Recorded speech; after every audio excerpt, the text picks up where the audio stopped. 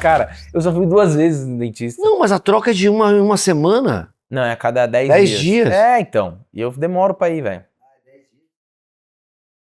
Olha aí! Ó quem tá aí! Olá! Ih, veio todo paramentado. Tudo bem? Tudo bem, prazer. Prazer. Como vai? Tudo bem? Ulisses? Tudo bem? Bom, E aí, prazer. Ulisses? E aí, Tudo bom? Seja tudo bem? bem-vindo. Bom. Por Esse é o favor. lugar. Trouxe Por aqui favor. os... Olha aí. Olha aí. Tá aqui. Essa água é sua, tá bom? Bom, pessoal, como vocês estão percebendo, nós estamos começando mais um Embrulha Sem Roteiro, diretamente aqui do estúdio da Clap.me, um excelente hub para você fazer aí o seu podcast, o seu projeto de vídeo, audiovisual. Nós super recomendamos, somos super bem recebidos aqui. E o Embrulha Sem Roteiro, nós estamos em todas essas plataformas que vocês estão vendo aqui, ou aqui, nunca sei qual que é o ladinho que tá. E temos também o nosso canal de sketches de humor, que é o Embrulha pra Viagem. Para você que ainda não conhecia nosso trabalho, entra lá, gosta de humor, gosta de uma piada bem elaborada, bem feita, vai lá no Porta dos Fundos. Mas se você gosta de uma piada mais rasa, venha pro Embrulha pra Viagem. Lahan, conta mais um projetinho do Embrulha pra Viagem. Que maravilha. A gente também tá com uma peça de teatro que é o Embrulha ao Vivo. E esse ano a gente recomeça a nossa temporada em 2025, aqui, em março. Aí a gente talvez vai entrar em cartaz em São Paulo, vai fazer viagens pelo Brasil, como a gente fez em 2024. É só acompanhar no @Embrulha pra Viagem, vai estar tudo lá, links e tudo mais, tá bom? Que mais? Tem também o nosso patrocinador. Nosso patrocinador, que é quem nos mantém bem sustentados aqui pra gente fazer esse bate-papo legal com uma comida maravilhosa, que é o Sushi em Casa. Pra você que gosta de japonês e às vezes não tem tempo para ficar indo em restaurante ou não quer também ficar em fila de espera e tudo mais, o Sushi em Casa é uma grande solução, porque além dele chegar até a sua casa, eles têm um sistema de delivery maravilhoso, ele chega super fresquinho, e a gente sabe que comida japonesa para chegar fresquinho não é qualquer uma, então confie que o Sushi em Casa vale muito a pena, a gente recomenda. É isso aí. E hoje nós estamos com ele, Ulisses Campbell, né? Ulisses, ele é natural de Belém do Pará. Me corrija se eu estiver errado, mas é repórter, jornalista, roteirista e escritor. Aqui, ó, ele fez a trilogia das Mulheres Assassinas e acho que o último livro, Isso. Maníaco do Parque, ou seja, hoje a entrevista tá bacana, tá? Vai sair sangue dessa Vai sair sangue e a gente vai sair. Gente, obrigado pelo convite, pelo carinho. É isso, o Francisco de Assis, o Maníaco do Parque, foi lançado agora em setembro. Setembro, Eu fiquei super feliz que ele ficou lá umas 3 semanas na lista dos mais vendidos. Ficou por 2 semanas como o 4º livro mais vendido de todas as categorias. Uau! E eu fiquei assim, bem contente. O box Mulheres Assassinas, ele foi lançado no ano passado, mas ele compila 3 biografias que foram lançadas em 2020, 2021 e 2022. O primeiro foi o da Suzane, assassina e manipuladora, Elise Matsunaga, a mulher que esquartejou o marido, e por último a Flor de Lis. Ulisses, antes da gente Caraca. adentrar nessas obras, me conta, como que você se especializou nesses crimes, assim, bárbaros e ao mesmo tempo populares, assim, né, de conhecimento público de todo mundo? Como é que na sua trajetória você foi cair nesse nicho, assim? Foi muito casual. Eu trabalhei durante quase 10 anos como repórter da revista Veja, e aí lá eu cobria muito crime, mas cobria crime do colarinho branco. Tipo, eu cobri muito a Lava Jato na época que as investigações estavam rolando no país todo. Eu cobri a prisão daqueles grandes corruptos do colarinho branco. E aí eu comecei a frequentar a penitenciária lá em Curitiba, e aí a revista me pediu para fazer uma reportagem sobre a Suzane. E ela não era a primeira saidinha dela, acho que 2014, 2015. E aí eu fiz, comecei a Suzane não quis dar entrevista, mas mesmo assim isso não impedia que a matéria fosse feita, então eu comecei a entrevistar as pessoas que estavam no entorno dela, principalmente as colegas de cela.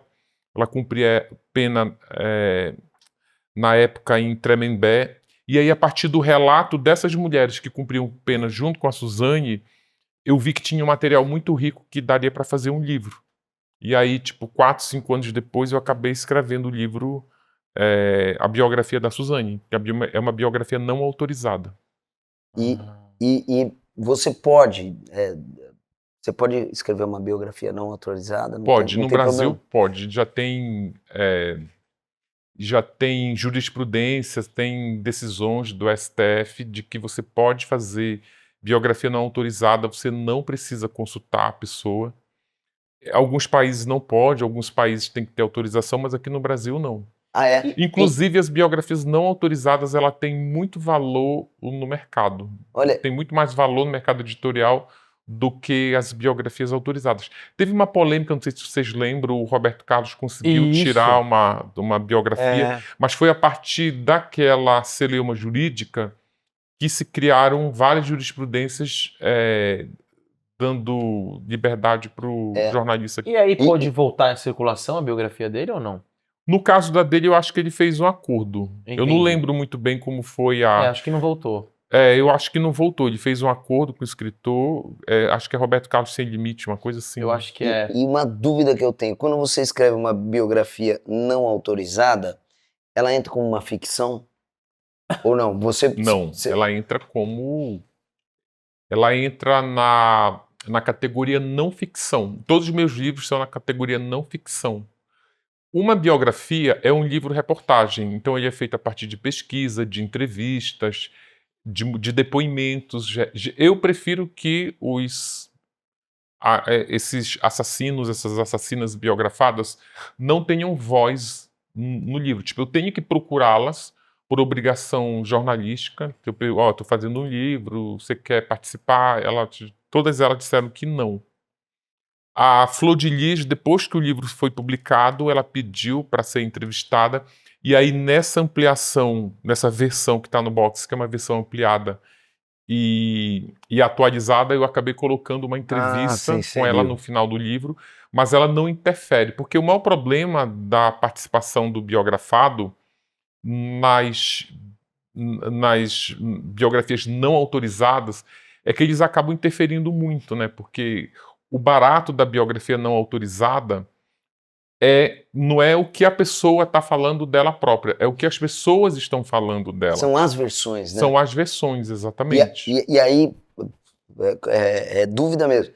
Você, tudo você tem um documento. Por exemplo, se a pessoa falar, isso que você está falando de mim é mentira, não tem como, porque pensando juridicamente. Se você me perguntar se tudo que está no livro sobre a Suzane, por exemplo, É verdade? é verdade, Você não sabe. não sei. Mas, Porque, entendi. por exemplo, Porque se você eu colheu o depoimento de outras pessoas, né? Sim. E aí você também tem sim, que... exatamente.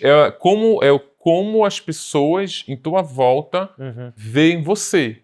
E aí tem tua mãe... Vamos pegar como exemplo a Flor de Lis. A Flor de Lis não participou, mas aí a mãe dela participou. E a mãe dela e a Flor de Lis, elas têm uma rixa, elas têm mais elas têm uma intriga entre elas de coisas não resolvidas no passado. E isso se perpetuou até agora. Então a visão que a mãe tem da própria filha já não é uma visão positiva. Mas aí a Flor de Lis vai dizer, é verdade, é mentira? Tipo, olha, eu acho que nem tem essa... Sim. Né, como a tua mãe vê você. Agora, você pode não concordar, você pode dizer que o que ela está falando não é verdade, mas o que o livro não tem, que geralmente tem em reportagens menores, essas reportagens que a gente lê no jornal, é um outro lado, né? Tipo, por exemplo, a mãe da Flor de Lis diz, não, a minha filha fez isso comigo quando ela era adolescente. E aí eu vou lá na Flor de Lis, olha, tua mãe disse isso. Ela diz, olha, isso não é verdade. Então sai aquele texto. Olha E aí no final olha, ela contesta a informação. Num livro, como ela não participou, ela não quis participar, então ela não teve essa oportunidade de ficar contestando tudo, que eu acho também que fica muito chato, aquele livro cheio de nota de rodapé. No livro do Francisco de Assis, tem, eu acho que uma nota de rodapé que eu achei interessante, porque era uma informação que ele contou em várias conversas que ele teve com psicólogos, em terapias dentro da penitenciária, que ele tinha convivido com o avô e que ele herdou do avô uma maldição, uma força satânica que entrava no corpo dele e fazia com que ele matasse as mulheres dentro do parque. E aí eu fui conversar com a mãe dele e a mãe dele negou. Senão ele nunca nem conviveu com o avô. Isso é um delírio da cabeça dele.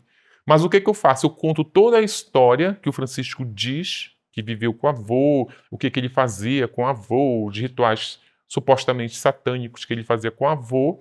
Eu conto toda a história, mas aí na nota de rodapé eu coloquei que a mãe dele diz que ele não conviveu com o avô, mas aí é a história dele. Então fica aquelas guerras de versões, assim. Sim. Quando você vai narrar a história, você precisa contar uma história. Então, esse choque de informações, ele não tem que dominar a narrativa. Você conta a história, a versão da pessoa, até porque tem muitas coisas que são de depoimento em tribunal e eles mentem no tribunal, porque eles ficam seguindo estratégia de defesa para tentar pegar uma pena menor. Então você escolhe aquela narrativa, geralmente porque a história é interessante, mas aí você vai colocando os contrapontos, tipo, vai diluindo no livro. E uma pesquisa dessa, claro que cada caso é um caso, quanto tempo que te demanda de... Você vai falar com um monte de gente, às vezes de lugares diferentes, não sei se você vai em loco, se você faz entrevistas via... Tem de tudo. Né? Tem de tudo. O que a gente está falando de tempo para se construir, para construir essa narrativa? Lahan, é assim, eu vou te dar, vou usar, cada livro foi um livro, eu vou te dar o exemplo da Suzane, como foi meu primeiro livro, eu passei 4 anos pesquisando, porque a pesquisa para uma biografia, principalmente uma biografia de um personagem que está vivo ainda, essa pesquisa não tem fim. Então, como foi meu primeiro livro, eu não consegui achar o fim da pesquisa. Até que um chefe meu, que na época trabalhava na revista Veja, no início o livro ia ser publicado pela editora Abril, então ele estava ali no guarda-chuva da revista Veja, e ele falou assim, olha, tipo, tu tem que escolher um ponto final. Então dá um ponto final, já estava 4 anos, dá o ponto final e daqui a alguns anos você atualiza, porque aí você vê o que aconteceu mais. E a vida da Suzane não parava, cada ano, cada mês, era uma coisa nova, e aí ela namorava um cara e terminava, queria virar pastora, daqui a pouco queria ser mãe, aí daqui a pouco queria fazer concurso público para virar servidora pública da justiça, fez vestibular para ser direito num espaço muito curto de tempo. E eles viram celebridade, né? Então qualquer comportamento novo reflete na sociedade, né? Eles viram celebridade do crime. E aí, então, fica infinita a pesquisa. Então, aí a gente deu esse ponto final nos 4 anos, eu escrevi o livro em 1 ano. Na Elise Matsunaga, eu levei 1 ano pesquisando, e o segundo ano eu continuei a pesquisa, mas ao mesmo tempo eu escrevia o livro. No livro do Maníaco do Parque, eu já fiz uma coisa mais... No livro da Flor de Lis, aliás, eu fiz uma coisa mais enxuta. Eu fui pesquisando à medida que as demandas apareciam.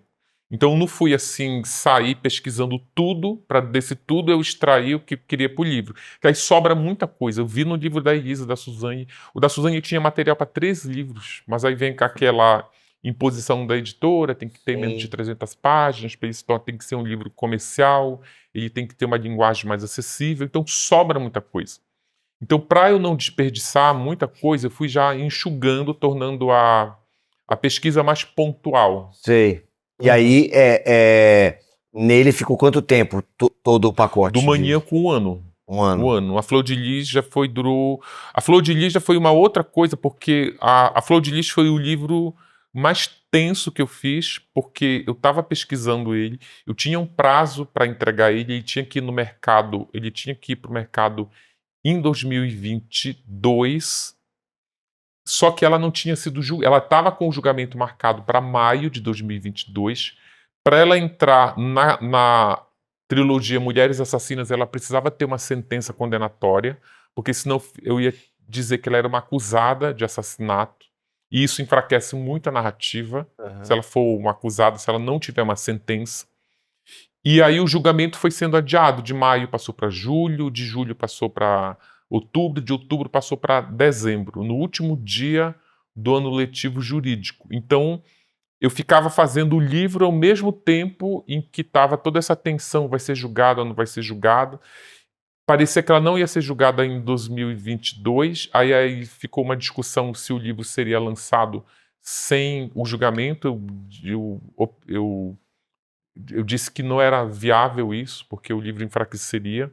E aí, só que aí ela acabou sendo julgada, E aí a gente ficou esperando sair a sentença para dar o ponto final no livro. Eu escrevi o livro inteiro como se ela tivesse sido condenada, porque eu acreditava muito na condenação dela, mas aí quando estava no número da sentença, ela foi condenada a 50 anos.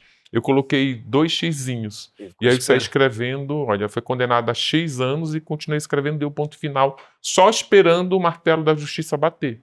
Aí 50 anos, eu fui lá, 50 anos, toma o livro. E eu fiquei agoniado porque eles começaram a imprimir os primeiros capítulos do livro. Então faltava só o último. Então deu assim um nervoso no livro da Flor de Lis. Ô, Ulisses, deixa eu te fazer uma pergunta. Chegou o café do Ulisses? Já chegou, tá aqui. Tá aí? Essa aqui é a coleção Mulheres Assassinas, né? Que eu acho que o que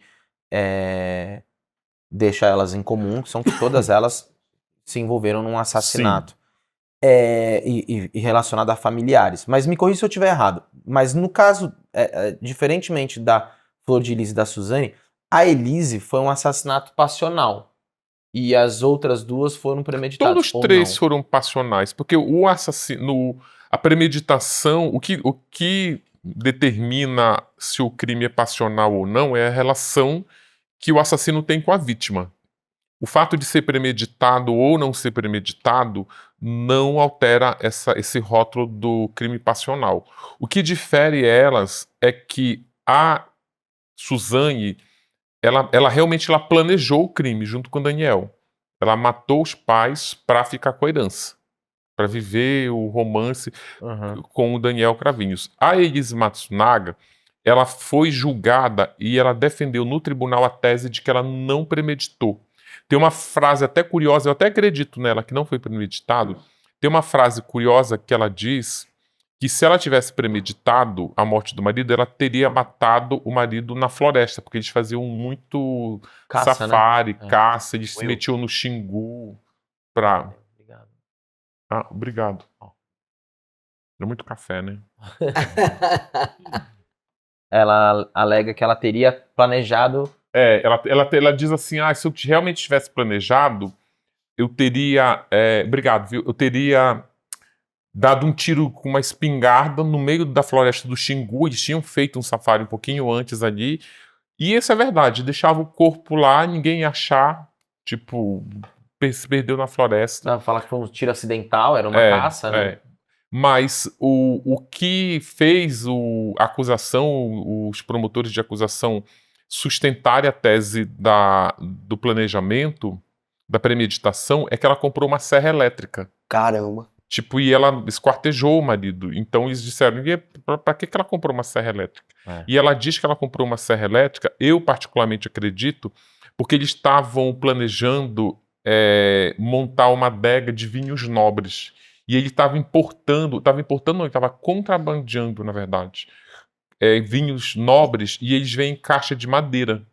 Eles vêm em umas caixas de madeira assim, super trabalhada, super lacrada, às vezes não é nem prego, com umas colas. São umas caixas bem nobres assim, de madeira, e eles usam muito aquelas serra elétrica. Sabe aquelas serra elétrica de mesa? Vocês já viram? Sim. Que ela vai na mesa assim, então ela comprou uma serra dessa, que era até, eu vi essa serra elétrica que ela comprou. Quer dizer, um modelo parecido. Era meio inviável esquartejar alguém com aquele tipo de serra elétrica. E eles examinaram a lâmina e não tinha vestígio de material orgânico. Olha. Então, e fica também difícil acreditar na premeditação, a não ser que ela seja muito burra, e ela provou que ela não é burra, de esquartejar na casa, porque não tem... É de uma estupidez muito grande você cometer um assassinato como ela dentro de casa, sabendo que existem as câmeras mostrando ele entrando e desaparece dentro da casa dele. Então qualquer investigação primária vai mostrar que esta pessoa desapareceu dentro da casa. Mas desculpa, quando você começou falando sobre que você não tem diferença no rótulo do passional, mas, por exemplo, aos olhos da justiça, no caso dela, que é o que você mesmo fala, que... Me corrija se eu estiver errado, se eu não me engano, ela estava tendo uma discussão com ele, Sim. algo, se sentiu ameaçada e matou ele, e aí é o que você falou, aí começou, como é que eu vou me livrar do corpo, sabe? Ela alega forte emoção. O crime, em relação ao premeditado ainda ou ao É. passional? Você... Não, eu queria entender, porque você falou que não tem muita diferença, mas aos olhos da justiça, o caso dela é diferente da Flor de Lis e da Suzane? Eu acho que ele está falando em relação à condenação. É, Por exemplo, aumenta a condenação. Eu na minha aumenta. porque existe um plano no da Flor de Lis e Quando da você Suzane, né? assim, quando estão calculando a sentença, tem inclusive um departamento no tribunal que ele existe só para calcular a sentença. E aí eles levam em consideração vários fatores, tanto para aumentar a pena quanto para diminuir. A premeditação, ela eleva a pena, porque você planejou matar. A Flor de Lis, ela se difere das outras porque a Flor de Lis, ela não matou o marido, ela mandou matar. Então, se ela manda matar, a Suzane é a mesma coisa, a Suzane não matou, ela manda o Daniel e o Christian matarem os pais. Quando você é mandante, a tua pena ela vai lá para o alto. Por quê? Porque além de você ter matado a vítima, você arregimentou outras pessoas por seu crime. Então a justiça ela acha que você merece um pouco mais de anos de cadeia por conta disso. Mais do que quem executou. Mais de quem É executou. formação de quadrilha, né? É aí, ou não tem nada a ver Não. isso que eu tô falando? Porque Não. assim, Isso já é pra quase, outra, né? essa é uma outra enfermaria, que aliás nem é mais formação de quadrilha, é organização criminosa, isso é outra coisa. Quadrilha deixaram pra festa junina. Eu entendi. Você entendeu? A pessoa que Agrega outras a pessoas. pessoa que administra, que chama as pessoas pro crime, ela geralmente, sim, é mais ou menos parecido, mas Ela no monta um assassinato... grupo de criminosos, né? Agora tem. Se eu assassinar você, eu mesmo pegar uma arma e dar um tiro em você, você morrer, eu vou pegar uma pena menor do que se eu pagar pra ele matar você. Na sua frente, por exemplo. Não, nem precisa nem na minha frente. Só Olha, o fato quando de você ter quer pra mandado matar, me dá tanto, você vai lá e executa. Se nós formos descobertos, eu vou pegar uma pena maior do que a dele. Porque se não fosse eu, Ele não tinha matado. ele não teria matado. Porque. E ainda tem uma outra camada. Todos os interesses na sua morte são meus. Eu que tenho Claro. esse interesse. Ele não tem interesse nenhum. Ele fez pelo dinheiro que eu ofereci para ele. Por isso que o Christian Cravinhos tem uma pena menor do que a Suzane e o Daniel. Ele tem 38 anos e a Suzane e o Daniel têm 39. A Flor de Lis tem 50, porque ela... Que assim, um crime como esse, um crime passional, um crime... é uma engenharia muito grande. Então... Ele geralmente, no tribunal, ele vira uma história, assim, cara, é tipo dramaturgia pura, assim, ele vira uma história. As pessoas sentam para contar por que matou, eles ficam 3 horas, 4 horas dando depoimento, contando a história, por que eu resolvi matar. Que é uma outra coisa que ajuda também a majorar a pena. Se você confessar, por exemplo, por que a Flor de Lis tem 50, que ela matou o marido, ela mandou matar o marido, a Suzane mandou matar 2 pessoas, o pai e a mãe, e tem 39. Porque ela chegou logo lá e confessou, olha, eu mandei eles matarem, a motivação é esse, a gente foi lá, eles fizeram a barra de ferro lá, eu fui lá, acendi a luz, mandando eles subirem para dizer qual era a hora para ir lá e dar as porretadas. Então aí ela vai lá, ela conta tudo, ela ajuda na investigação, foi lá, reconstituiu, fez a reprodução simulada, olha, a gente entrou por aqui, subiu por lá, e tal hora, e lavou os porretes ali na piscina. Então isso ajuda ela a ter a pena menor. A Flor de Lis, ela nega até hoje que mandou matar o marido. Ela diz que foi um assalto, que não sabe quem matou, e aí ela mandou os filhos matarem o marido, ela mandou 2 filhos biológicos matarem o marido. Esses filhos também foram condenados, mas têm penas infinitamente inferior à dela. Tem tipo 30 anos, ela tem 50. E aí, só uma coisa. No caso da Elisa, o fato dela ter matado, ela matou. Beleza. Só que aí ela esquartejou. Esquartejou, aí já sobe lá em cima. Ou não tem nada a ver? Não tem a ver, mas tipo, o esquartejamento, por incrível que pareça, é o emblema do crime dela, mas ela pegou, se eu não me engano, pelo esquartejamento, não chega nem a 2 anos, porque esquartejamento é destruição de cadáver. E o que faz a pena ser, esse acréscimo ser ínfimo, na minha opinião, que eu acho ínfimo, você esquartejar e pegar, é que o Marcos Matsunaga, o marido dela, já estava morto quando ela o esquartejou. E teve no julgamento dela, o Ministério Público tentou, mas não conseguiu provar que ela esquartejou o marido enquanto Vivo. ele estava vivo.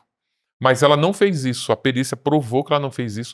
Ela tinha muitas técnicas de caça. Eles fizeram um curso para caçar, eles fizeram cursos fora do Brasil, no Canadá, para caçar animais de médio porte. Então eles tinham armas profissionais, era um hobby deles. Eles iam para o Canadá, tinha uma temporada ali de caça. Para caçar no Canadá, as regras sanitárias são muito rigorosas, você tem que ter um curso, você tem que provar no diploma lá que você tem que ter uma licença. E nesse curso, uma das regras que eles aprendem, uma das regras de caça no Canadá, é quando você entra na floresta para caçar animais, quando você abateu o animal na floresta, você não pode deixar o animal na floresta de jeito nenhum por questões sanitárias. Olha. E lá eles caçavam alce, aqueles alces gigantes, Sim. com aquelas galhadas enormes de chifre. E aí eles caçavam o animal lá de 2, 3 toneladas. Então eles tinham que esquartejar o animal, que não dava para... Eles tinham que tirar aquele animal dali. Então, no curso, eles aprendiam técnicas de esquartejamento. Eu lembro que eu pesquisei o material desse curso, na época, e uma das instruções é se na hora que você mata um animal, esses alces, animais grandes, você tem que esperar alguns minutos, de 10 a 15 minutos, para poder começar o esquartejamento. Por quê? Porque o sangue ele começa a coagular e quando você usar lá as serras, eles usavam umas serras elétricas, tipo aquelas... Certo. Aí com o sangue coagulado, você consegue esquartejar o animal sem um derramamento muito grande de sangue. Porque se você esquartejar logo que o animal foi abatido, o derramamento de sangue é tão grande que você não consegue nem chegar perto do animal, que fica Uma poça. uma coisa meio viscosa, escorregadia. Mas se você esperar muito, como as florestas canadenses são muito frias, temperaturas muito baixas, se você esperar muito, enrijece e você não consegue. Caramba. Então ela usa essa técnica ela espera. A Elise, ela mata o marido com um tiro na testa, tipo 11 horas da noite de um domingo, e ela começa a esquartejar 6 horas da manhã do dia seguinte. Caramba. Então ela espera esse tempo. Chega a babar, não é? Ela deixa o filho com a babá, não tem isso? Sim, ela na verdade assim, ela mata o marido às 11 e aí ela passa a madrugada inteira, ela mata na sala de casa. Então ela arrasta o corpo pro quarto de hóspede, deixa lá trancado e passa a madrugada inteira limpando. E ela faz uma limpeza tão bem feita que quando a perícia vai, tipo, 2 semanas depois, joga aquele luminol, não acha nada, nenhuma gota de sangue. E ela sai arrastando, fica aquele caminho de sangue, ela sai limpando tudo. E aí, depois que tá bem limpo, a babá chega, 6 da manhã, a criança já estava acordada, ela tinha uma filha de 9 meses, a criança estava acordada, ela toma o café da manhã e tal, aí ela entrega o bebê para a babá cuidar e fala, olha, eu não quero ser incomodada. E entra no quarto de hóspede com uma faca de cozinha e começa a esquartejar. Ela passa a manhã inteira esquartejando. Então ela não esquartejou com a serra. Não, isso com que eu a ia faca. perguntar. Então, você falou que a serra não dava, não permitia, então ela não utiliza. Usou uma essa serra. faca de cozinha. Agora, É porque a serra, ela era o fundamental, porque a forma como ela esquarteja é o que menos importa para a investigação. Uhum. O que a serra era importante era para determinar se ela premeditou. Porque a serra foi comprada em... Não é Blumenau, é ai, gente, como é aquela cidade de Santa Catarina lá que caiu o avião do... Chapecó. Ela comprou em Chapecó a serra elétrica, porque ela tinha visitado a família que é em Chopinzinho, no interior do Paraná, e ela aluga um carro, vai para em Chapecó pegar o avião e vir para São Paulo, enquanto o marido estava com uma amante, que ela contrata um detetive. E aí, nessa estadia dela em Chapecó que ela compra essa serra elétrica. E ela traz essa serra elétrica para São Paulo. Então, eles conseguiram rastrear essa rotina dela. Então, se ela comprou uma serra elétrica, ela estava planejando. Sim. Mas ela conseguiu emplacar a tese de que não era para esquartejar, que era para abrir essas caixas de vinho. E ela usa uma faca de cozinha. Ou seja, mas acho que ela não ia usar a serra mesmo. E fica, aí vem aquilo que a gente falou sobre o que? A verdade. Qual é a verdade? Tu não sabe? Ela pode ter premeditado? Pode. Mas aí, na narrativa do crime, quando ela chega no tribunal, a tua narrativa ela tem que convencer. Ela tem que convencer, de convencimento. Tá os 7 jurados sentados ali, ouvindo, como se fosse uma plateia mesmo, e tá aqui o palco, que é o tribunal mesmo, e tá o advogado de defesa tentando emplacar essa tese de que ela não planejou, e tá o promotor de acusação do outro lado em embate com ele na arena, querendo provar que realmente ela planejou, mas a tese não colou. O júri não acreditou na premeditação. E quantos anos que ela tem pegou? só da babá que você falou, que tem incrível que mostra muito o lado, porque a Elise, das três mulheres, a Elise é a única que tem um laudo de psicopatia. A Suzane, por incrível que pareça, não tem. Como não tem? Não tem. Porque quando eles estão na cadeia, quando estão começando a progredir de regime, que começa já aquelas saidinhas e depois sai da cadeia para cumprir a pena em liberdade, a justiça exige que eles sejam submetidos a exames criminológicos, inclusive com encontros com psicólogos e psiquiatras forenses, para analisar o que se passa na cabeça desses assassinos, para saber, inclusive, se eles não vão cometer crime novamente quando eles forem colocados em liberdade. Aí a Suzane não tem laudo de psicopatia. A Elise Matsunaga tem 3 laudos dizendo que ela é psicopata. Tem também 3 laudos dizendo que ela não é psicopata, porque os advogados contestaram esses laudos e contrataram peritos particulares que anexaram nos autos atestado dizendo que ela não é psicopata, mas ela é a mais fria de todas. Ela tem uma frieza que as outras não têm. Por exemplo, ela está esquartejando o marido, no meio da manhã, a babá bate na porta, olha, a sua filha está com fome. Ela para o esquartejamento, ela conta, inclusive, que estava fazendo o pior corte, que é um corte que ela faz na cintura, que tem que desmembrar, que tem que cortar a coluna vertebral da vítima. Ela ela lava as mãos, né, que ela estava toda lá lambuzada de sangue, de material orgânico, e aí ela vai, amamenta a criança, devolve a criança para babá, diz de novo, eu não quero mais ser incomodada, e volta para terminar o serviço. Então essa frieza, tem um outro, o psiquiatra forense Guido Palomba, os psicopatas desses casos de crimes hediondos, esses crimes chocantes, os psiquiatras forenses falam que tentam achar a assinatura do psicopata. Onde está a assinatura em toda essa narrativa? O Guido Palomba, o psiquiatra forense, ele fala que a assinatura de psicopata da Elise nem está aí nessa amamentação. Ela coloca ela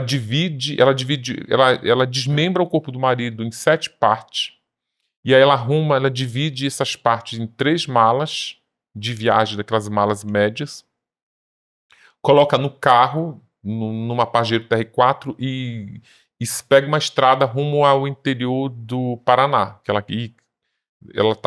diz que ela queria jogar para lá, estava meio que seguindo o caminho da casa dela e tal, de onde ela nasceu.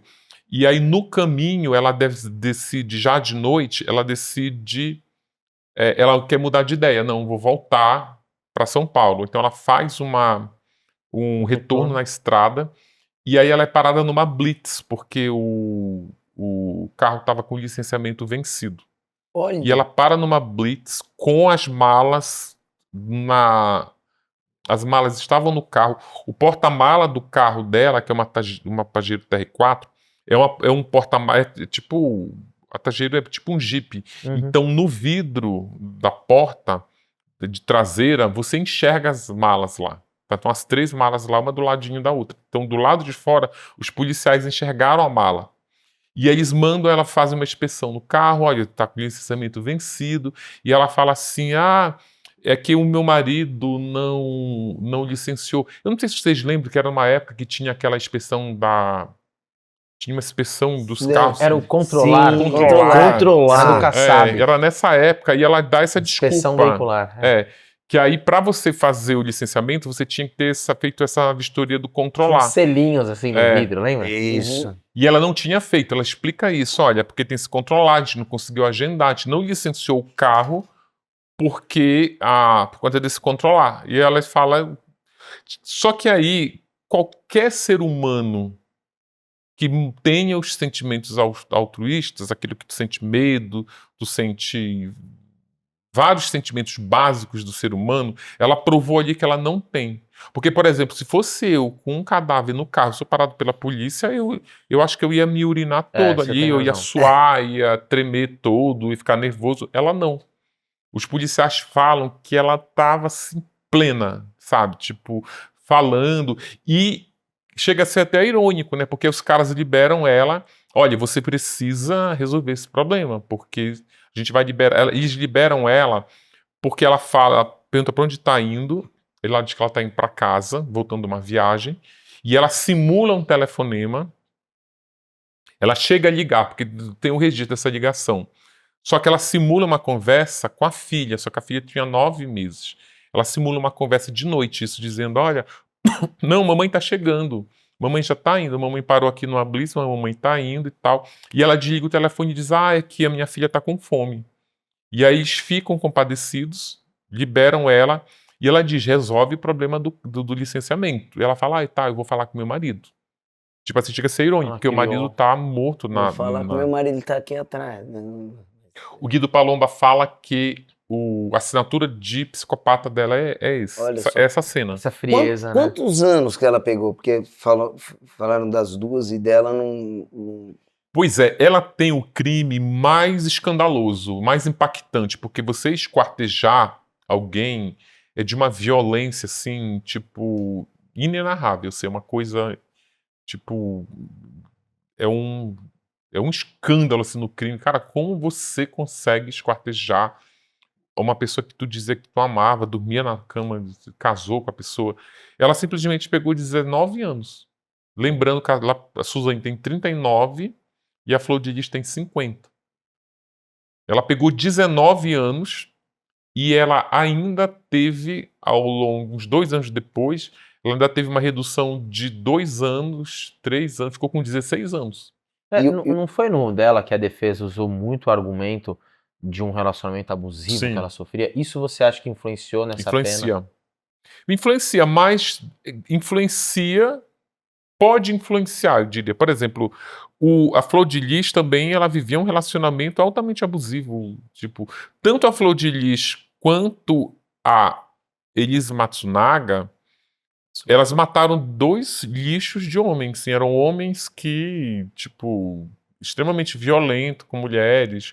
O Marcos Matsunaga, tipo, pra vocês terem uma ideia, o Marcos Matsunaga, ele era viciado, ele tinha um transtorno que a gente chama popularmente de ninfomania, que é o transtorno compulsivo sexual, que é, você tem impulsos sexuais, você quer transar várias vezes ao dia e com pessoas diferentes.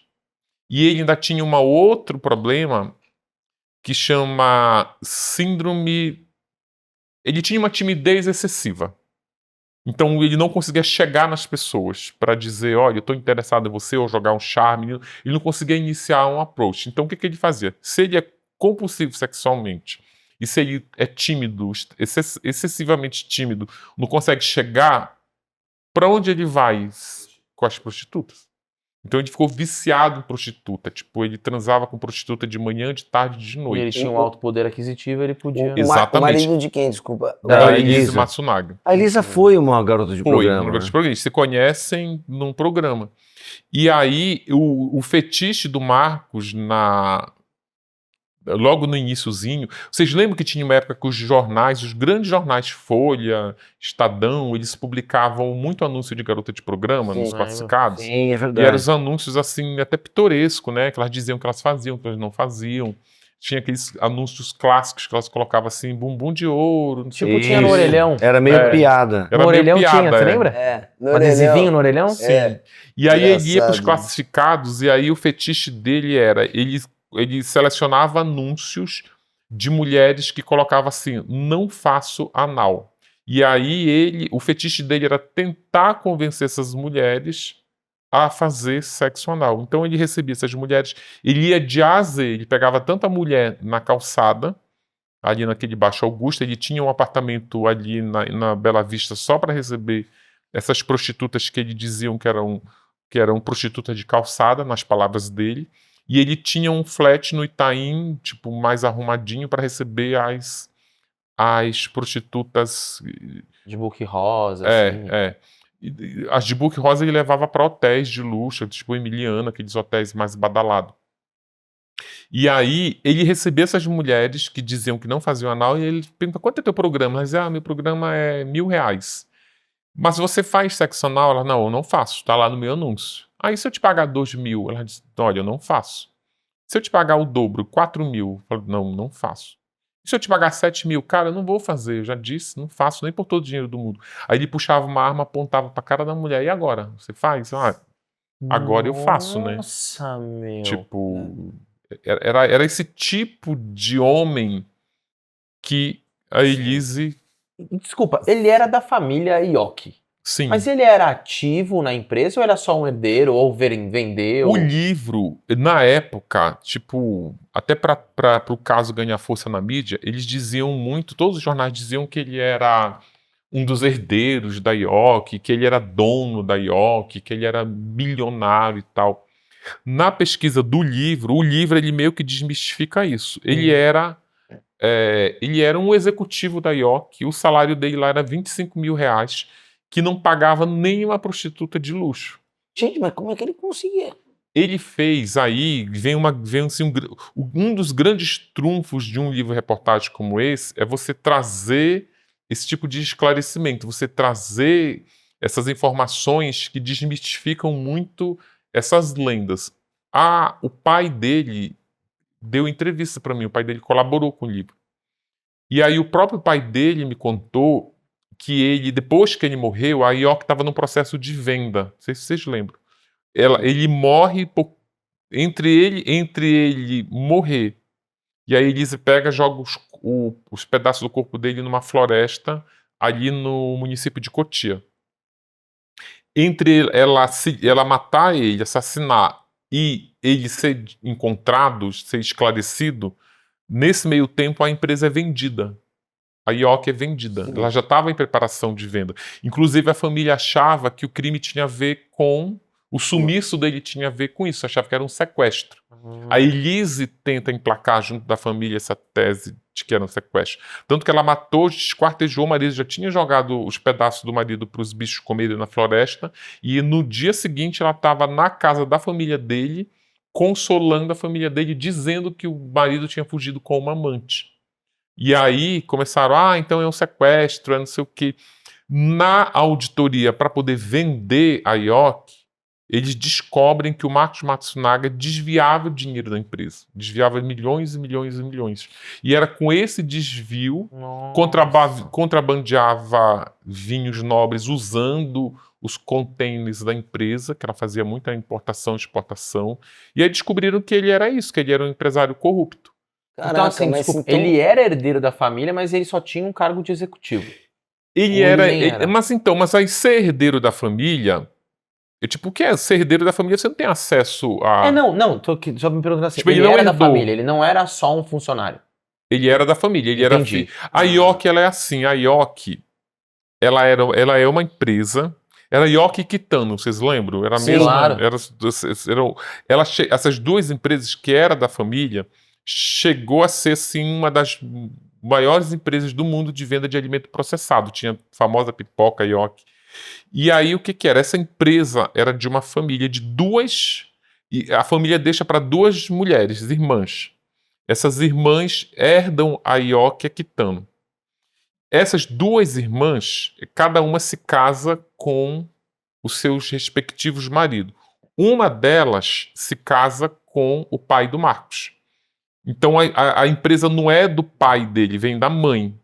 Como ela não tinha talento para os negócios, nenhuma das duas, são os respectivos maridos delas que administram, que faz a Ioque virar Que virou. virar essa grande empresa. O talento deles que faz. Mas a empresa é da mãe. E aí esse casal que tem o Marcos e mais outro irmão. E aí eles são contratados pela empresa, os dois filhos lá são contratados como executivo. Um era executivo de compra, o outro era executivo de finanças. Então eles tinham cargos na empresa. O que também leva a gente muito a... Mas então, desculpa, ele herdou Ele não herdou. uma grana com a venda? Não. Ele ia... Aí Desculpa, sim, não herdou. só isso. Não, mas é super interessante a tua pergunta, porque ela desmitifica que ele não era esse milionário, não era, não, é o Porque a contrário. mídia vendeu que ele Vendeu era isso, o dono da Ioki. Sim, Isso, eu não. entendia assim. Eu também tinha esse Tem um entendimento. outro elemento que é importante para poder contar essa história, que a empresa, ela era uma empresa familiar e cujos proprietários eram orientais. Então eles não administram como o brasileiro administra. Porque o brasileiro ele já chega, já vai dividindo ações, você é da família, você também é dono. Não, lá não tem isso. Lá a empresa é da mãe e o pai entra como administrador. Tipo, não dá nem para dizer que a empresa é do pai, a empresa é da família da mãe. Mas é o pai que fez aquilo virar. O pai é super talentoso, tinha uma empresa uma retífica pequena, mas o talento dele com o do marido da outra lá faz a Ioki virar uma grande empresa, uma das maiores empresas do mundo.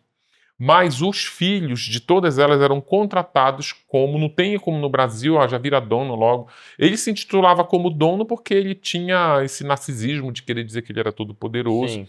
Mas todo o poder que ele exerceu financeiramente foi desviando dinheiro. Cara. Isso ficou muito claro. Ele tinha no processo de venda, o que ficou acordado, segundo o pai dele me contou, é que cada um dos filhos ia receber 100 milhões de reais.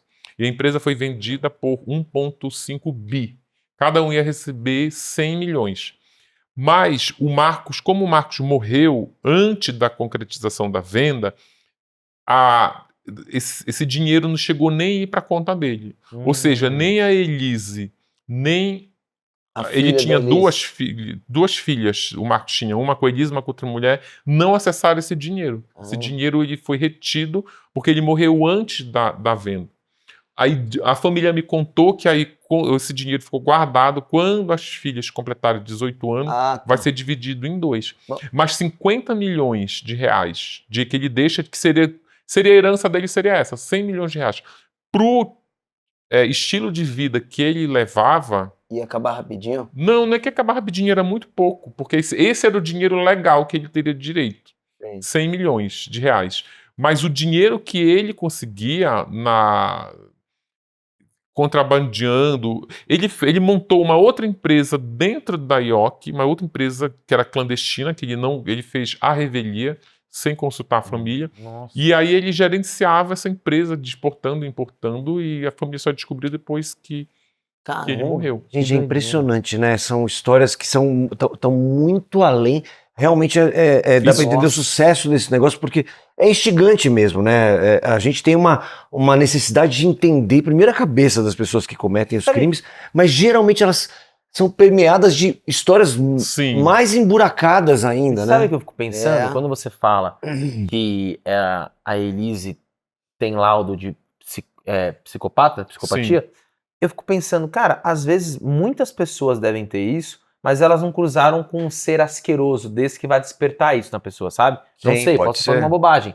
Então, suponhamos que a pessoa tem um traço desse, mas ela leva uma vida, por sorte, ela tem familiares legais, pessoas legais, e ela talvez seja uma pessoa meio esquentada em alguma coisa e tal. Mas que pra chegar nesse ponto, Parece que tem alguém São no seu casamentos Isso. do destino, É né? tipo assim, ó, essa pessoa vai acender aquele seu lado que é mais sombrio, não sei. É, mas também não é- Eu não poria, eu É. concordo, mas eu não poria essa responsabilidade na pessoa, não. Eu acho, na vítima, no caso. Eu acho que, aliás, a Ana Beatriz Barbosa, que é a psiquiatra, ela se tornou uma grande amiga, ela me ajuda muito nas pesquisas. Ela fala que ela tem essa capacidade, a capacidade de matar, de esquartejar, tudo isso que ela fez, ela tem dentro dela. Entendi. O que despertou nela, eu acho que não foi a vítima. A gente pode até falar de dramaturgia, tudo bem, né? A pessoa as ações dela despertaram isso em mim, ok. Mas na vida real, eu acho que ela despertou no momento em que ela foi pressionada. Por exemplo, no laudo da Suzane, os laudos explicam muito essas nossas dúvidas. O laudo da Suzane diz que ela tem uma pergunta que a justiça faz para a psiquiatra, para a psicóloga que fez o criminológico na Suzane. Fala assim: ela é capaz de cometer um outro crime novamente, se ela for posta em liberdade? A psicóloga escreve assim: olha, tem uma coisa assim, a capacidade de matar, ela já demonstrou que tem. Se você mandou matar seu pai, se você matou os 14 de seu marido, você já demonstrou que você é capaz de fazer isso. Entendi. Tem gente que não é capaz de fazer. Tem gente que se via um sangue, ela já desmaia, mas tem gente que não. Né? Essas pessoas, essas assassinas, elas têm essa capacidade. Se ela já tem essa capacidade, meia Meio caminho tá... resposta já foi dada. Uhum. Mas eu quero saber se ela vai cometer. Aí a psicóloga diz: olha, se ela tiver uma demanda importante e ela for pressionada pelo meio ambiente Uhum. para realizar essa demanda, ela é capaz de matar. Entendi. Então, tipo assim, tem que estar claro E ela tem uma outra coisa, Suzane, no laudo também, que ajuda muito a responder se vai voltar ou não a matar, que é a agressividade camuflada. Aquela agressividade que ela não é explícita, ela fica guardada. Tipo, geralmente é uma violência, uma agressividade que ela floresce muito quando tá ela e ela. Então, assim, essa psicopatia que essa vontade de matar, esses desejos de matar, eles têm. Então, não dá para dizer que eu tenho a capacidade de matar, mas aí tu me provoca, eu vou matar você, a culpa não é sua que você me provocou. Você provocou várias pessoas ao longo da sua vida, mas você não cruzou com um assassino, né? E o marido da Flor de Lis, que você falou, o marido da Flor de Lis também não era... O marido da Flor de Lis, o marido da Flor de Lis, ele projetou uma vida para ele não conseguiu realizar essa vida, e aí quem realiza todos os desejos dele é a Flor de Lis. Por exemplo, ele tentou ser um cantor, e aí ele procurou uma gravadora: eu quero ser um cantor gospel. Então olha a minha demo aqui. Disseram: não, tipo, você não canta bem, você não vai emplacar. Mas aí ele leva a Flor de Lis: olha, mas tem essa outra aqui, não. Nossa, essa mulher traz para assinar um contrato que ela canta. Caramba. Então ele realiza a carreira dele através dela. Aí daqui a pouco, agora eu quero ser um pastor. E aí ele tenta ser pastor, vai na Igreja Universal, vai na Assembleia de Deus, vai nas outras igrejas evangélicas. Cara, você não tem carisma para pastorar, você não tem uma oratória boa para pastorar, para se comunicar com os fiéis, você não é envolvente, não tem carisma e tal. E aí, mas tem aqui a Flor de Lis. Ela falou: nossa, essa aí é pastora das multidões, canta bem, tem uma oratória boa. E aí o que ele faz? Ele diz assim: quer saber? Já que não deu certo, eu vou me projetar nela. E é muito típico nesse tipo de relação que a pessoa talentosa, vocês que são do meio artístico, vocês sabem, a pessoa, quando é muito talentosa, ela tem uma agenda muito cheia, ela não cuida da vida artística dela. Geralmente tem um empresário, tem um agente por trás, e ele assume esse papel. É muito uma relação parecida, aproveitando para fazer o parâmetro, da Marlene Matos com a Xuxa, né? Que a gente viu naquele documentário que quanto a Marlene Matos ela dominava a Xuxa, quanto Era a dona da vida dona dela, né? prendia ela no hotel, não deixava ela namorar, tudo era mais ou menos essa relação. Entendi. A Flor de Lis, ela conta que ela sempre foi pobre, isso é verdade. Ela usa esse termo, entre aspas. Eu vim da merda. Tipo, não tinha dinheiro para comer, tinha... E aí, quando eu encontrei o Anderson, o marido, o namorado, ele começou a descobrir os talentos dela e ele começou a fazer dinheiro com ela. E ela dizia, olha, para quem não tinha nada, ele chegava e me dava 10 mil reais por mês e falava, cara, isso é muito mais do que eu imaginava que eu poderia receber. E aí daqui a pouco ela grava um disco, ela vira uma celebridade, passou a dar 30 mil para ela. Ela disse, cara, isso, se 10 mil já era muito, imagine 30. E ela, a dependência financeira dela, ela não administrava esse dinheiro, era ela. Ela, tipo, eu quero comprar aquele vestido de 5 mil. Vai lá, e ele dava o dinheiro e ela comprava. Agora eu quero essa peruca que a Beyoncé usou no show, ela custa 30 mil dólares. Eu tomo o dinheiro, vai lá e compra a peruca. E aí ela foi, sempre ela tinha, mas ela não sabia nem ir na padaria comprar um pão. Ela Sim. era muito dominada por ele. E aí ela começou, daqui a pouco tá dando 100 mil reais por mês pra ela. Falou, cara, tipo, esse cara é um... Não vou largar dele nunca. Uhum. E aí ela faz uma viagem, ela já tá... E aí ainda projeta nela e consegue tudo que ele projetou pra ele e realizou nela. O último plano dele era que ele queria ser deputado, queria entrar na política.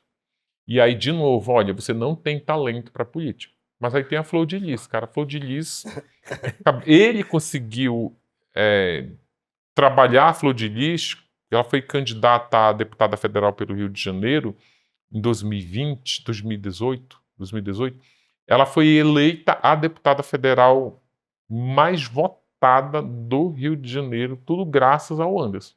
E ele ainda tentava emplacar, porque eu lembro que na época da campanha, ele fazia umas peças publicitárias que eram aquelas faixas, colocava ali na linha amarela, na linha vermelha, e aí colocava a foto dela e sempre colocava a foto dele do lado para ver se ele pegava um pouco de Ele carona. pegava carona. Ela cantava no palco, ele subia com o microfone para pegar uma carona.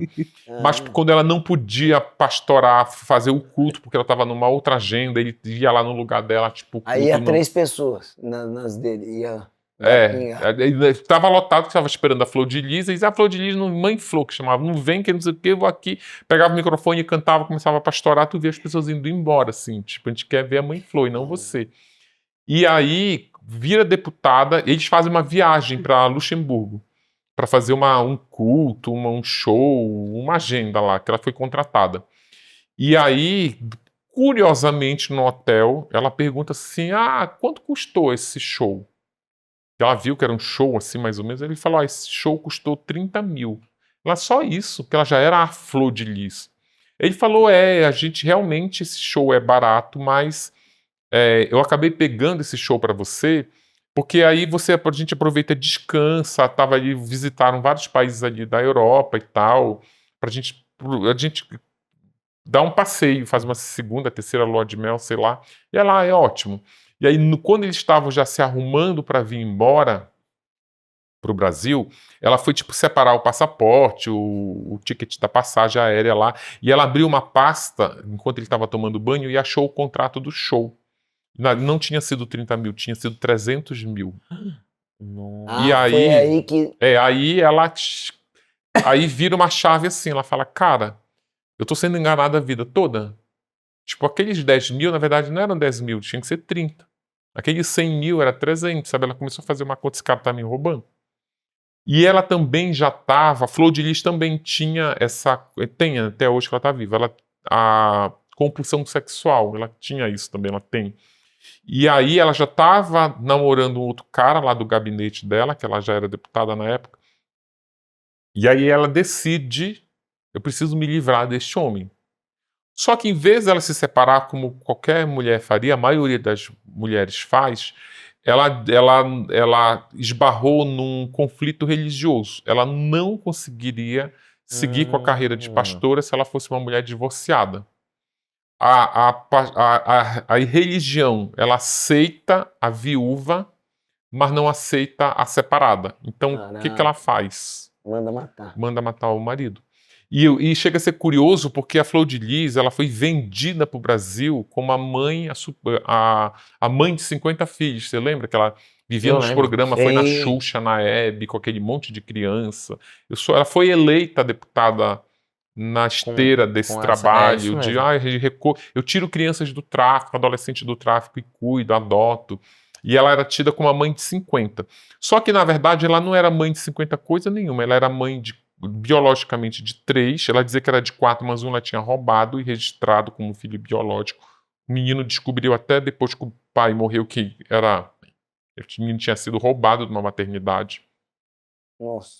E aí ela pega, mata. Ela primeiro, como tinha muito criminoso nessa prole dela, no meio desses 50, e a filha mais velha dela, quem administrava toda essa ninhada de 50 filhos, e aí ela fala, o nome da filha é Simone. Simone, o fulano, o Lucas, que é um traficante, que era trabalhava no Comando Vermelho e usava a casa dela para se esconder da polícia, porque lá a casa dela era intocável. E aí, tipo, pede pro Lucas matar o pastor. E aí a Simone vai lá na maior naturalidade, olha, a mãe Flor mandou você matar o pastor. E aí ele fala assim, olha, vai lá e diz pra mãe Flor que eu sou traficante, não assassino. E aí ela chega, olha, ele não vai matar, então vamos bolar um outro plano. E aí João bolando o plano, aí tipo, como é que a gente vai fazer? Bora envenenar o pastor. Ele tinha o hábito em jejum de tomar aquele Yakult, aquele leite fermentado. E aí eles pegaram um veneno, lá um cianureto, não sei o quê, e eles enfiavam com uma seringa lá dentro do leite, para não tirar o lacre, sacudia e deixava lá na geladeira. Ele chegava de manhã e tomava isso. Fizeram isso durante 3, 4 dias, e ele não morria. Ele não tinha talento nem pra ser envenenado. Não, aí ele chegou a ser internado com uma gastrite, uma úlcera, mas ele não sucumbiu. E aí eles colocaram uma dose maior numa jarra de suco de laranja, deixaram dentro da geladeira, avisaram todo mundo ali, que 50 pessoas na casa. Todo mundo sabia que não era todo mundo sabia. Todo mundo Eles combinavam por... WhatsApp. Não era o WhatsApp, é aquele Messenger. Sim. Que é aquele que é mais privado, né? Que ele vai do telefone pro telefone. E ele não passa por uma... Que era para se proteger. Não vou comunicar só pela mensagem de celular.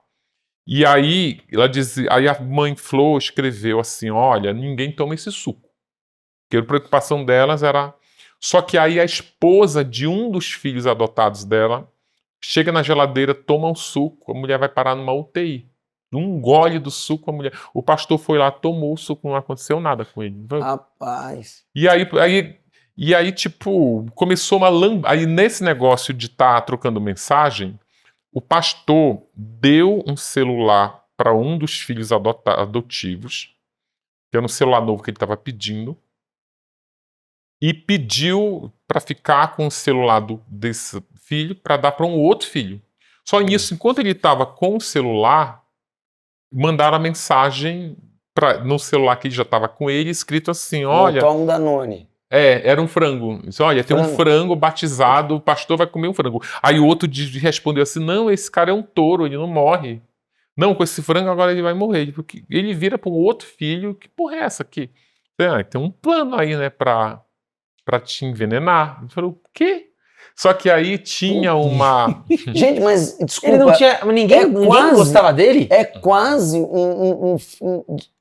olhando pelo viés cômico, é quase um filme do Woody Allen, assim, mesmo. É bizarro. Não toma um Danone. Não, e assim, das 50 filhos, nenhum gostava dele?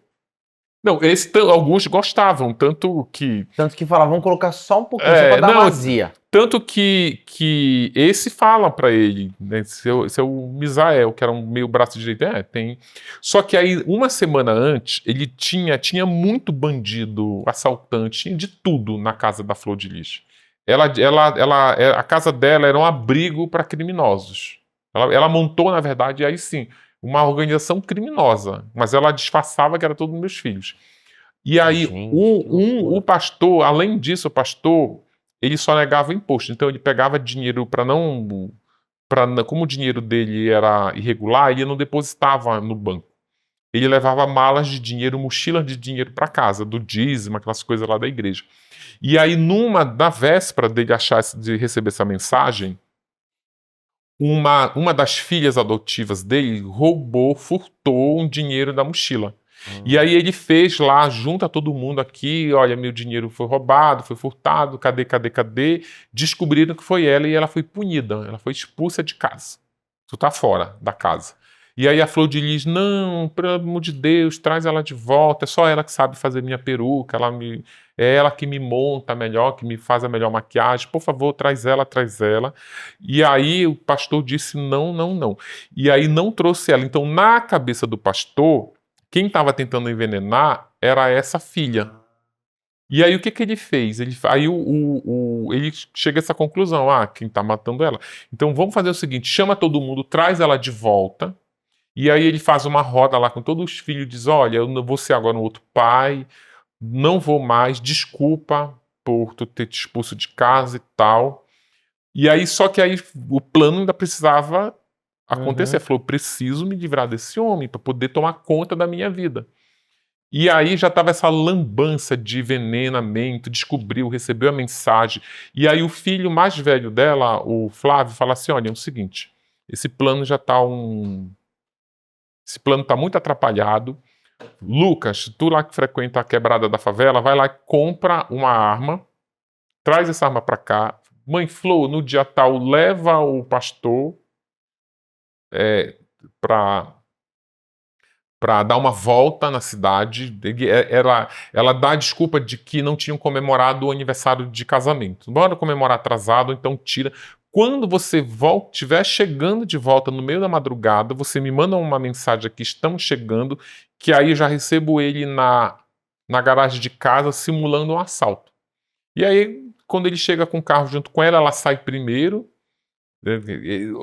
A casa deles era muito esquisito, era uma garagem, na garagem tinha uma escada caracol que dava dava acesso à casa.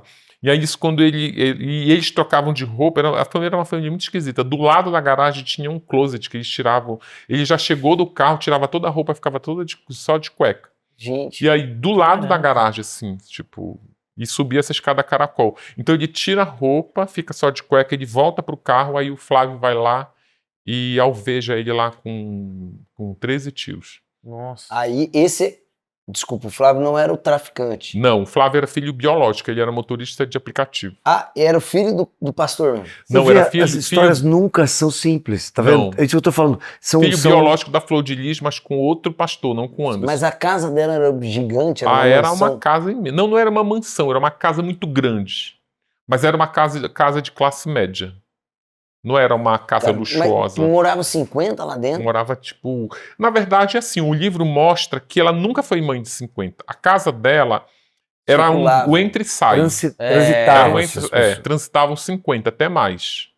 Mas o que você estava falando da complexidade? Não, porque é impressionante. Não é uma história de um assassinato, de um cara só... Você começa a contar, você vai destrinchando tantas histórias.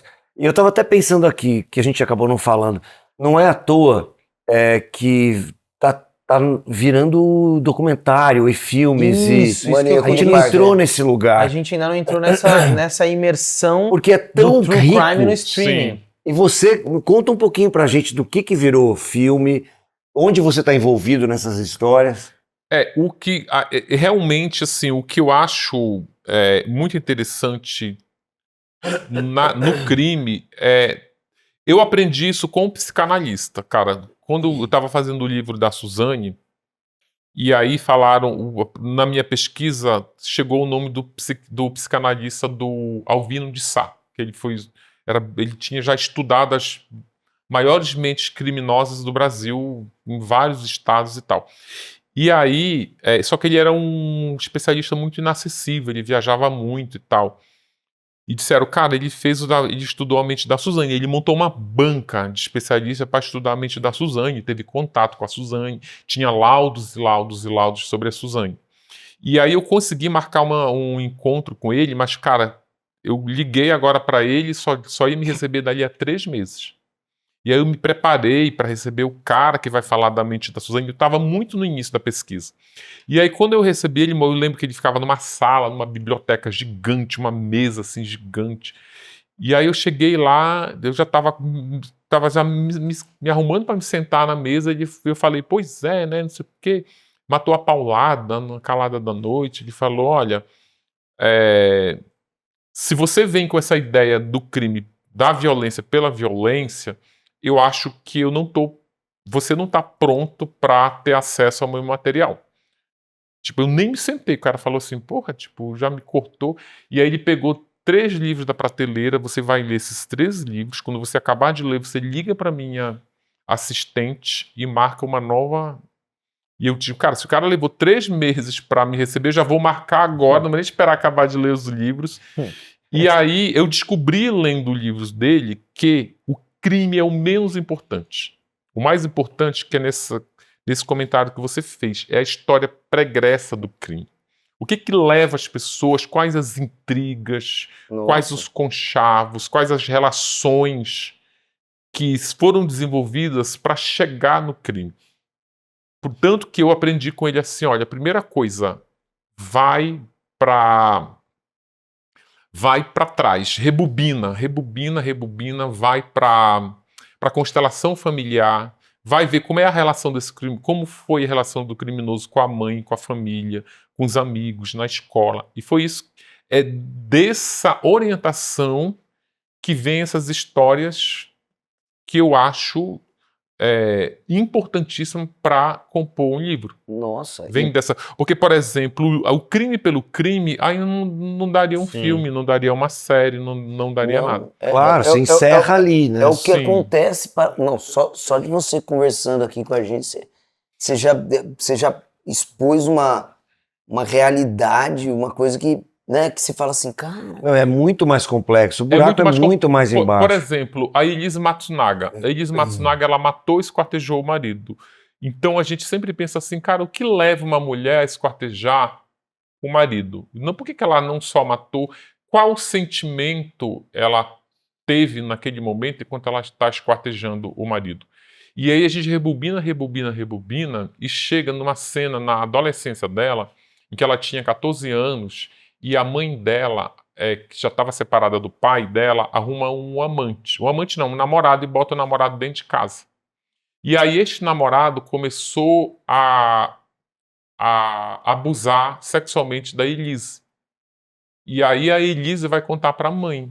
Mãe, o teu namorado tá me molestando.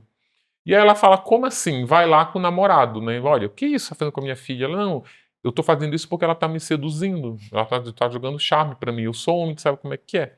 Putz. E aí vai lá na Elise, olha, tipo, para de seduzir o meu namorado. E tipo... Caraca. E aí, obviamente, que ela continua dentro de casa, o cara chega um momento que ele estupra violentamente a Elise quando tinha 14 anos. E a Elise chega com uma calcinha suja de sangue, fala, mãe, olha aqui. E ela, o quê? Aí o cara vai lá, não, ela pediu, ela quis. Sabe o que a mãe faz? Ela dá um tapa na cara da Elise, bota a Elise de casa, porque na cabeça dela, ela tinha que fazer uma escolha ali, ou a minha filha ou o homem que eu amo. Ela escolheu o homem, botou a filha para fora de casa. Então, o que isso tem a ver com o crime da Elise? Esse episódio mostra que os laços familiares com quem mais ela ama são frouxos. Porque a mãe expulsar uma filha de casa numa situação dessa, você rompe um laço afetivo que é irreversível. Ela guarda na personalidade, no caráter, no perfil dela, de que não existe uma relação genuína entre mãe e filha, e não vai ter entre mulher, ela vai para a prostituição a partir disso. Na prostituição ela se distancia emocionalmente das pessoas. O livro traz histórias de várias prostitutas que explicam Por que elas conseguem transar com um homem, beijar um homem, sem ter qualquer tipo de desejo, sem ter qualquer tipo de conexão emocional? Elas ficam frias, elas dizem, são elas que dizem, não sou eu, a gente tem que ficar fria. A gente tem um interruptor que a gente passa para cá, não tem emoção nenhuma. Eu passo para lá, agora eu tenho emoção, porque além delas estarem fazendo o programa, transando com um monte de homem desconhecido, durante a semana, elas têm os namorados, têm os filhos, elas têm que ter os sentimentos, em algum momento elas têm que transar tendo prazer. Então, como é que onde está esse botão que agora eu tenho prazer? Então, junta isso tudo na Elisa e você explica. Não, e eu acho muito importante, porque assim, a tendência natural da gente é esse maniqueísmo do bom e o mal. Não é aqui defender um psicopata, de maneira nenhuma. Mas eu acho que é uma conversa muito profunda. E que assim como a gente discute o assalto, por que esse cara roubou, o que fez ele... É simples, às vezes o cara tá querendo levar um pão para casa. Enriquece o ser humano a gente poder entender isso com mais profundidade, pelo menos para traçar uma história verdadeira e não ficar só no óbvio de como ela é cruel. Cara, você conta a história da Flor de Lis, ela é muito complexa. Justifica você pegar e fazer os filhos matarem? Claro que não. Mas de onde veio essa mulher? Que tipo de formação que ela tem? É muito rico, é um tipo de coisa que acho muito interessante para ampliar um pouco a maneira da gente avaliar para mudar o nosso pessoas. pensamento também, né, Larran? Porque a maioria do brasileiro, ela classifica a pessoa como uma assassina, cruel, por ela, se tivesse pena de morte, ser melhor, joga numa cadeia, dá uma prisão perpétua, deixa lá para sempre. Mas o que eu acho que o maior trunfo desses livros é trazer é justamente isso que você falou. Não é só um crime, tem toda uma história por trás, sabe? E eu recebo muitas mensagens de pessoas que passaram pelo que a Elise passou, e cara, tipo, eu tive vontade de matar o meu marido, mas eu não matei o meu marido porque, apesar dele ser uma bosta de marido, ele é um ótimo pai. E aí que é hoje o dilema da Elise, a mulher fala pra mim, cara, eu não tava matando o marido que me espanca, eu tava matando o pai da minha filha. E porque depois que eu mato, o meu marido é enterrado, eu vou preso, eu saio da cadeia, e o que eu vou dizer pra minha filha? Não, e as pessoas que julgam, é engraçado, pelo amor de Deus, de novo, não é um ódio ao crime ou defender isso, mas essa profundidade é tão complexo que você tem uma série como Dexter, por exemplo, que o cara é um psicopata e mata pessoas que teoricamente fazem mal, acharam um jeito dele matar pessoas, que cometem crimes e que não vão pra cadeia, e aí justificam o psicopata que tem vontade de matar. No geral, para quem assiste, foi uma série de, 7 temporadas, ele é um herói. Sim. O público que tá em casa comendo pipoca assiste Torcendo de alguma por maneira ele. assim, cara, ele tá vingando. Então assim, é muito complexo, porque assim, no olhar do filme, ele se transforma num herói. E ele é um cara que tá matando pessoas. Sim. Né? Eu acho que você tem que eu acho que esse tipo de obra, como esses livros, eu acho que você tem que ter um certo preparo para poder consumir de forma correta. Porque é você entender o que se passa na cabeça de quem vai cometer um crime, eu acho que também te traz uma reflexão de você entender, inclusive, o ambiente que você está vivendo. Sim. Porque eu sempre digo, a Flor de Lis, a Suzane, o Maníaco do Parque, a Elise, eles não são seres extraterrestres, estavam respirando o mesmo ar que a gente respira, frequentando os mesmos restaurantes. A Suzane estudava numa das maiores faculdades de Direito. Suzane morava na rua, esquina da minha casa. Então, lá no Campo Belo, né? Na Sacaria de Góis. Então tá próximo. Tipo, por que tá na tua casa ao lado? Então, não é aquele crime que você diz, não, isso aí tá muito longe, jamais, nunca ia acontecer comigo. Não poderia acontecer. O Maníaco do Parque saía de casa, a gente sai de casa para trabalhar, ele saía de casa para arregimentar uma vítima, levar para o parque e assassinar. Ou seja, qualquer mulher no perfil dele estava susceptível a ser vítima dele. Então é por isso eu acho, por exemplo, no livro do Maníaco do Parque, eu acho que ensina as pessoas a observar, a não cair em lorota. Que eu acho também essa coisa de... Não é o crime pelo crime. Tem o crime? Tem. É um livro de assassinato. A gente está falando de crime. mas eu acho que a psique do criminoso e das pessoas que estão em volta, entender como essa personalidade assassina é construída ao longo da vida, eu acho que é o maior trunfo desses livros. Ulisses, cara, dá pra gente fazer mais Nossa, um mas dava episódio, pra fazer porque a gente 3. não falou de várias Não coisas. falamos faltou nada o dos Maníaco do filmes. Parque, Não, né? Não, mas não eu que só- falo igual o Homem da Não, Cobra. não só do Maníaco do Parque, porque ele tem uma coisa muito interessante, que a gente vai deixar de gancho uma próxima, que é, ele vai ser solto em breve, Sim. né? Tem o Andrés, que é um personagem da história da Suzane. Andreas. O Andreas, né? Que chama muita atenção, mas a gente acabou não falando, conta muito rápido assim, o que a gente pode esperar da série Tremembé? Ah, sim. Então, o livro da Suzane e Elise Matsunaga, eles tiveram os direitos autorais adquiridos pela Amazon, e aí eles me chamaram para participar da sala de roteiro para fazer a adaptação. Então a gente criou uma série chamada Tremembé, ela foi até apresentada na CCXP 24 em dezembro, e são 5 episódios. O que eu acho que tem de mais interessante na série é mostrar como esses personagens, essas celebridades do crime que estão ou estiveram em Tremembé, Suzane, Elise, o casal Nardoni, o Roger Abdelmaci, como os irmãos Cravinhos, como eles interagiram dentro da penitenciária. O que eles fizeram para poder sair dali, como foram as relações amorosas, as intrigas, a disputa por poder. Então a série ela vai mostrar mais ou menos isso. E vai trazer também a história dessas criminosas. A estreia está prevista agora para esse ano, 2025. A Suzane von Richthofen é interpretada pela Marina Rui Barbosa. Os irmãos Cravinhos são interpretados, o Daniel é o Felipe Simas, o Christian Cravinhos é o Kellner, o Roger Abdelmaci, que está fantástico, é o Anselmo Vasconcelos.